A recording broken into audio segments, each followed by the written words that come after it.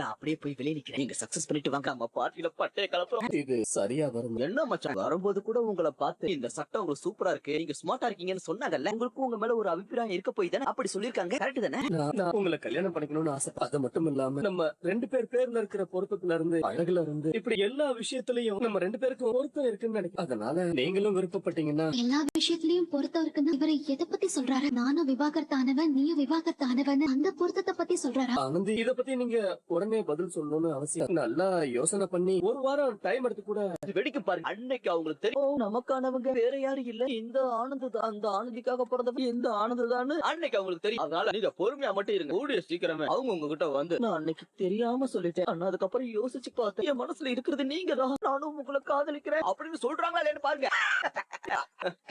மச்சான், அப்படி மட்டும் சொல்லன்னு வைங்களேன், பேசாம என் பேரை கேனையன் மாத்திக்கிறேன். ஓகே மச்சான், நான் குடிங்க, அடிங்க. Cheers மச்சான்.